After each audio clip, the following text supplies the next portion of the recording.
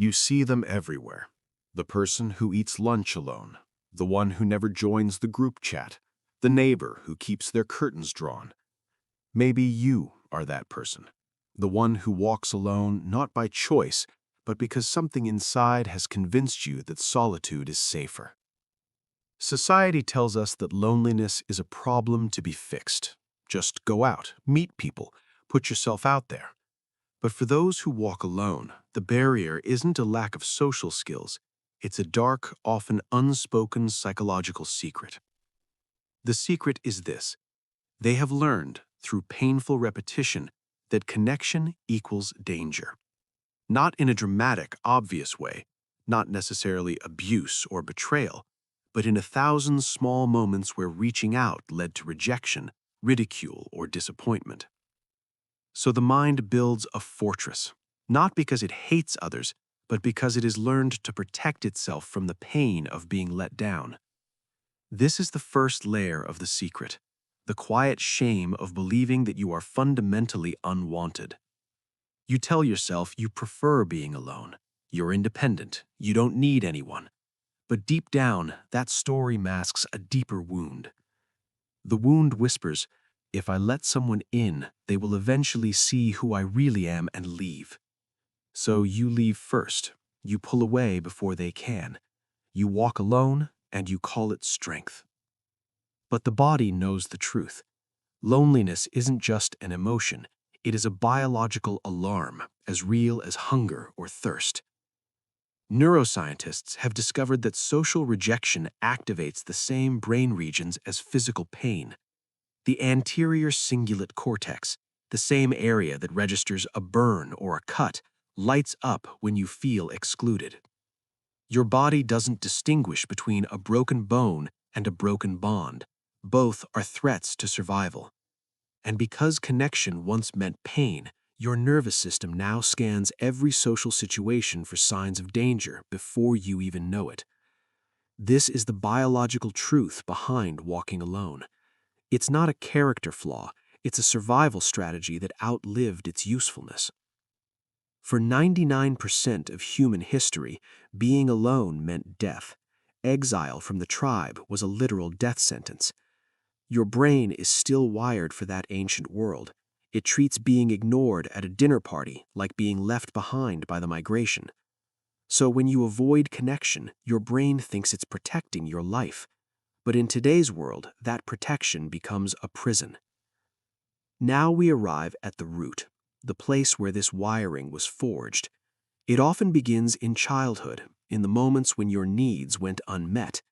Maybe you cried and no one came. Maybe you shared a joy and it was dismissed. Maybe you were told you were too much or not enough. The child's mind does something remarkable. It adapts.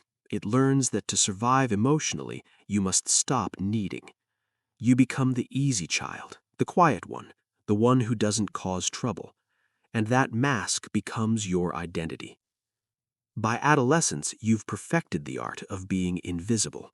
You walk the hallways alone, and you tell yourself it's because you're different, special even. But inside, the shame is calcifying. There must be something wrong with me or people would stay. This is the ancestral root, a survival mechanism from childhood that persists into adulthood, long after the danger has passed. But here's what the loneliness doesn't want you to know. The story can be rewritten. The brain can change. Neuroplasticity means that every time you choose to show up differently, you carve a new pathway. You are not stuck. The first step is not to force yourself into crowded rooms. It is to turn inward with compassion instead of judgment. Ask yourself, what did being alone once protect me from? And thank that part of you for trying so hard to keep you safe. This is the psychological pivot, moving from self-abandonment to self-attachment. Research shows that the quality of your relationship with yourself predicts your capacity for healthy relationships with others. When you stop abandoning yourself to avoid being abandoned by others, you break the cycle. The healing begins in small, courageous acts, saying, "I'd like to join," instead of waiting to be invited. Or, equally powerful, choosing to sit with your own discomfort without numbing it, learning that you can survive the feeling of being alone. Because the terror of loneliness is often worse than loneliness itself. Once you stop running, you realize you are still here. You are still whole. This is the research-based hope. Connection is a practice, not a personality trait. You can learn it at any age. Studies on loneliness show that even one reliable reciprocal relationship can rewire the brain's threat response.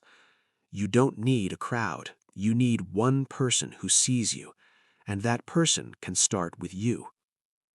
Let's move into the final phase, the integration. Not becoming an extrovert, but becoming authentic. Imagine walking into a room not as someone who needs to be liked, but as someone who is already whole. You may still prefer solitude at times. That's not the problem. The problem is when solitude becomes a prison you cannot leave. The healed version of you doesn't need to prove they're fine alone. They simply are, and they can reach out when they choose. Healing the dark secret means bringing it into the light, saying to yourself, I learned to walk alone because it hurt too much to be left, but I am no longer that child. You are allowed to want connection. That is not weakness, it is the deepest human instinct. And you are allowed to set boundaries, to say no when connection feels unsafe, to choose quality over quantity. The integration happens in the small moments, when you share a genuine thought instead of a safe one, when you let someone see your excitement, your fear, your ordinary humanity. That is how bridges are built. And when you inevitably face rejection or disappointment, because you will, you no longer collapse. You have a new foundation. You know that one closed door does not erase your worth. Walking alone was a survival strategy. Now you can choose when to walk alone and when to walk beside another. That is the true integration, freedom, not forced extroversion, but the ability to move towards connection without losing yourself. And here is the final piece of healing. When you stop hiding, you give others permission to stop hiding too. Your willingness to be seen becomes a gift. The loneliness you carried becomes the very thing that helps you recognize another lonely soul. You were never broken, you were adapting, and now you are ready to adapt to a new reality, one where you are no longer alone. This is the conclusion of the journey. Not, I fixed my loneliness, but I learned to be with myself, and now I can be with others. The dark secret, that you believed you were unworthy of connection, loses its power when you see it clearly. You are worthy. You always were. The walking alone was a chapter, not the whole story. So take a breath. Feel your feet on the ground. You are here. You are safe. And you are not alone. The path ahead is yours to choose.